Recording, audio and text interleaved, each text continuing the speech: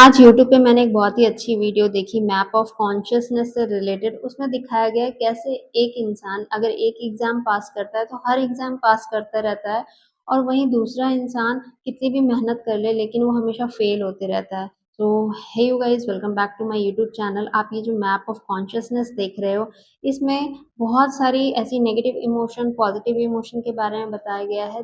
आप किसी एक पर्टिकुलर पॉइंट के नीचे हो तो आप लाइफ में कितनी भी मेहनत कर लो कभी ऊपर नहीं जाओगे, और जो लोग फेल होते हैं वो इसी कैटेगरी में बिलोंग करते हैं। उनमें हमेशा shame, guilt, apathy, grief, fear, desire, anger, pride, इन सब चीज़ों का इमोशन भरा पड़ा होता है, जिसकी वजह से वो लाइफ में हमेशा नीचे की ओर गिरते रहते हैं, क्योंकि उनका कॉन्शियस लेवल जो है वो नेगेटिव जोन में रहता है और वो चाह कर भी काम नहीं कर पाते लॉन्ग टाइम तक। और जब आप किसी काम को लॉन्ग टर्म तक नहीं करते तो आप उसमें कभी भी प्रोफिशिएंट नहीं बन सकते, चाहे आप किसी एग्जाम की तैयारी कर रहे हो या फिर कोई क्वेश्चन सॉल्व कर रहे हो।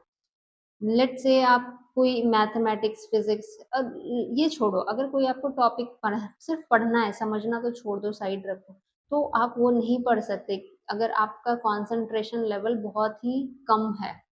और कंसंट्रेशन लेवल कम उन्हीं लोगों का होता है जिनका कॉन्शियस लेवल बहुत नीचे गिरा हुआ हो, मतलब कि वो कॉन्शियस नहीं होते, उन्हें परवाह नहीं है कि अगर मेरा ये टाइम चला गया तो मैं कल मेरे साथ क्या होगा, या फिर यू नो कि मैं अगर अभी नहीं पढ़ूंगा तो फिर मेरा ये टाइम वेस्ट हो जाएगा, मुझे यूटिलाइज करना है, ये पता है, लेकिन वो करेज नहीं होता उनको एक्शन लेने का। और यही मैप ऑफ कॉन्शियसनेस चार्ट में जितने भी चीज़ें, इमोशंस मेंशन है, ये बताती है। मुझे ये अच्छी लगी काफ़ी, इसलिए मैंने इसको चार्ट फॉर्म में प्रिपेयर करके अपनी स्टडी टेबल में यहाँ पे लगा लिया है। मैंने सारा वर्ड तो आपको शायद इसमें नहीं दिख रहा होगा, लेकिन अभी जो मैं काम कर रही हूँ वो मैं डिक्शनरी के साथ बैठी हुई हूँ, आई मीन खड़ी हूँ, और सारे वर्ड मीनिंग लिख रही हूँ जो भी इसमें मुझे वर्ड का मतलब नहीं समझ में आ रहा है। लेकिन इसका जो बेसिक थिंग है वो है करेज। मतलब अगर आप ये चार्ट नहीं भी फॉलो कर रहे तो एक चीज मन में बैठा लो, अगर आपके पास करेज है ना कुछ भी करने का, अचीव करने का, तो आप लाइफ में कर सकते हो, चाहे आप जो जहाँ भी हो, जिस भी लेवल पे हो।